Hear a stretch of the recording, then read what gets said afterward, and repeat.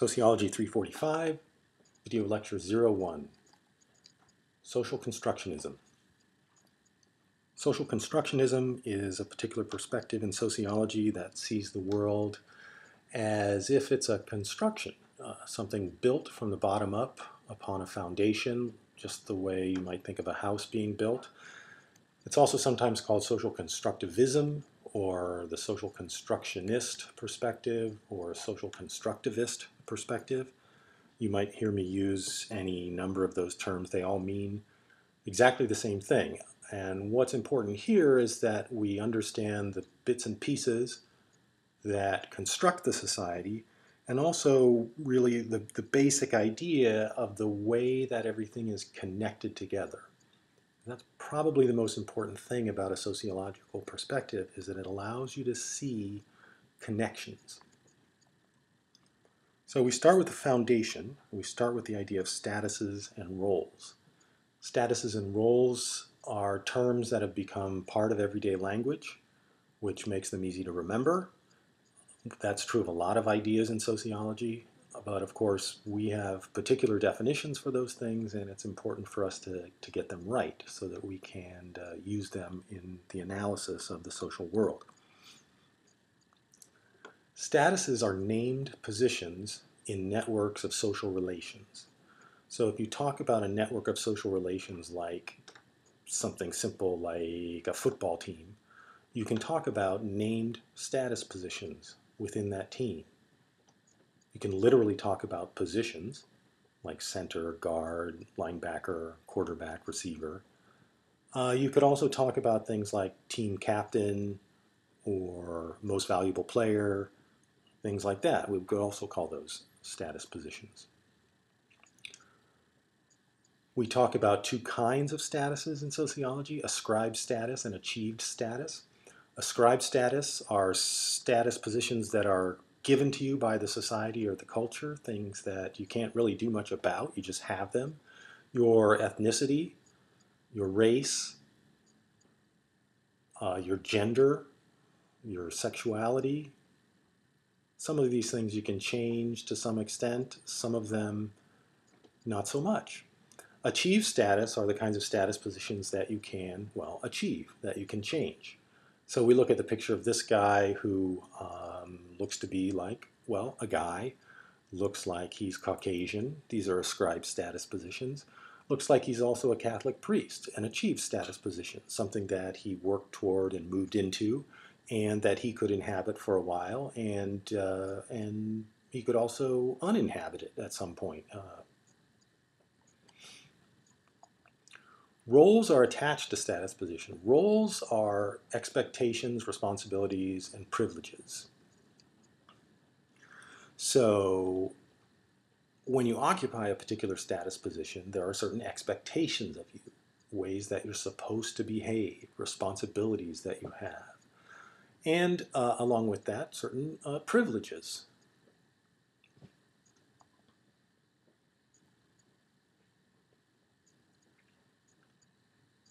In modern complex societies, we often talk about a thing called role conflict, because the fact of the matter is that we all occupy multiple status positions at the same time. Sometimes the expectations and responsibilities, the roles of those different status positions conflict, and we experience something we call role conflict. One of the most kind of popular, in terms of popular culture, kinds of role conflicts in recent years has been the idea of the working mother, who is a professional but also raising a child or overseeing a family. And we've got a lot of movies and comedies, etc., about the kinds of conflicts that arise when those two status positions conflict in terms of their roles. I'm simultaneously a father and a son and a brother and an uncle and a husband and a friend and a cyclist and a football fan and a professor of sociology, and occasionally the privileges and rights and responsibilities of these different statuses conflict. And we'll have to think a little bit about what we do in those cases.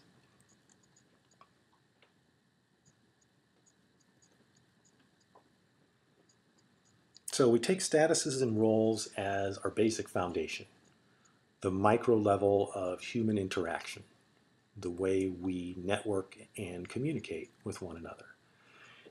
And then we move up a level of abstraction and we can talk about groups. Groups are simply networks of status positions. And we already named one, a football team, and we can think about others. In their most basic form, we talk about dyads and triads. These are ideas of the turn of the century, that is the turn of the 19th to the 20th century sociologist Georg Simmel, who we'll talk about in more detail in a couple of days. He liked to use the term dyad and triad to talk about the very most basic interrelations of human beings. It's really at the triad level where social relations really get interesting. Because if you think about it, once you have a triad, once you have three people, or three organizations, or three different groups, or three different societies or nations, that's when you can start to have things like coalitions between two against one, or secrets kept between two and against one, and all the complexities that arise with that kind of situation.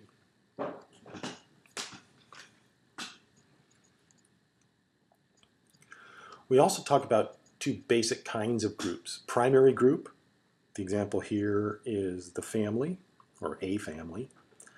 Primary group tends to be small, tends to be marked by face-to-face interaction over a long period of time, and it tends to be that primary groups are held together by emotional connections.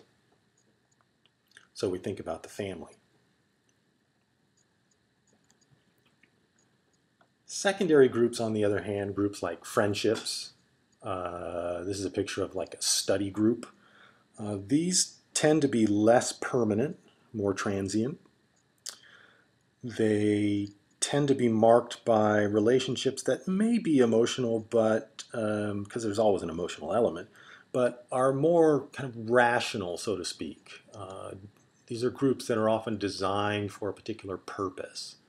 Getting work done, for example, getting your studying done. So we've got the idea of groups, dyads, triads, primary groups, and secondary groups. And then we continue moving up and building our structure of society. We go from groups up to organizations. Organizations are simply networked primary and secondary groups. So you see how this works. This is the basic idea. Statuses and roles go together. You network them together into groups. Groups, you network groups together into organizations. And organizations are typically both primary and secondary groups. They tend to have a formal hierarchy. Unlike maybe a simple study group, an organization gets very formal with the division of labor. Here we have a classic organizational chart from some organization. I don't exactly know what it is, but in many ways, this kind of organization is already familiar to you. You've got status positions that are named and formalized with responsibilities that are formalized in handbooks and procedures, etc., etc. And as you move down from the head of the department, you get lots of different kinds of groups. Some of them are, most of them are secondary groups. Some of them may be primary groups where strong friendships have developed, where teams have developed, etc. Organizations. And we can move up from there.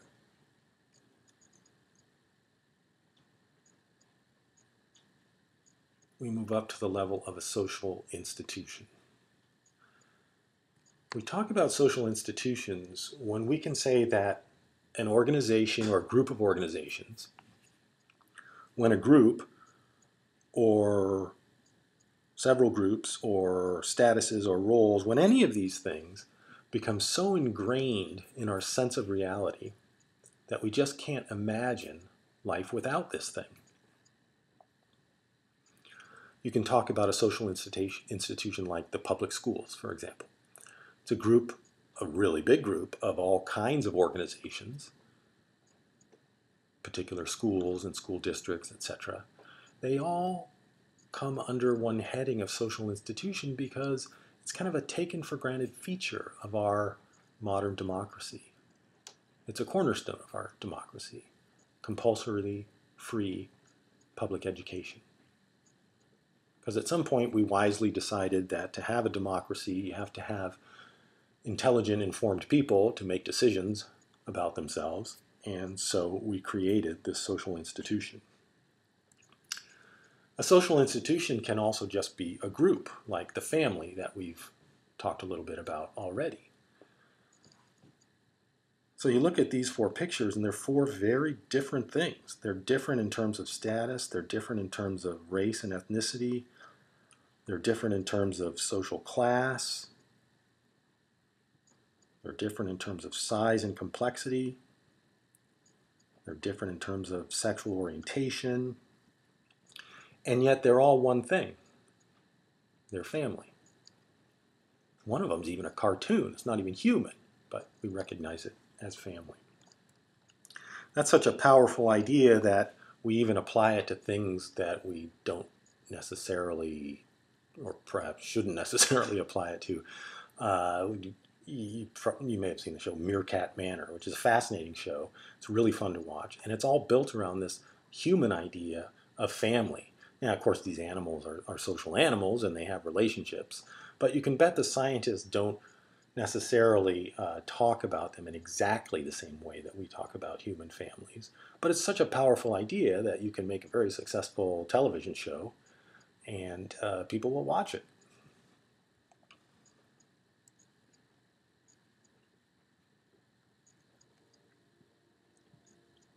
All right. If you haven't got the pattern yet, we're going to move up, obviously, I guess, to the level of a society. Simply understanding that all of these other elements add up, build up to become a society. And we'll use this definition. There are a lot of definitions of society. They all have the same basic elements. We'll call it a group of people related to each other through persistent relations. That's exactly what we've been talking about, persistent relations. Or a large social grouping sharing the same geographical or virtual territory, subject to the same political authority and a dominant set of cultural expectations.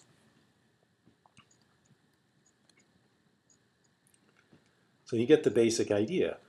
All of this stuff we've been talking about are really just persistent relations between people, pattern sets of behavior and action that persist over time, that build up to create a society. We can talk about it having a unified political authority. That's a social institution and a set of organizations, and we understand that. What we really want to understand is that all of this stuff is just social relationships. People will often say things like, well, society says that we should do XYZ, or society thinks that we should do blah, blah, blah, or I'm doing this because, well, society tells me that I should do this. Whenever you feel that you want to say something like that, stop yourself and think carefully, because probably what you want to be saying is something more specific about social institutions or particular organizations or groups you belong to, or your status position and the roles attached to it. Societies themselves don't actually do anything. They don't think. They don't make you do anything. Societies are just the sum total of the ways that we make one another do things, the ways that we make ourselves do things, and the ways that we reward ourselves or penalize ourselves for the things that we do. Now, this last bit of the definition, cultural expectations, we need to talk about in some detail. This idea of culture is extremely complicated. And in fact, it's so complicated that we're going to spend the next 15 or so weeks talking just about that. And so we're going to leave that for now. And just think about social constructionism, also called that, also called this.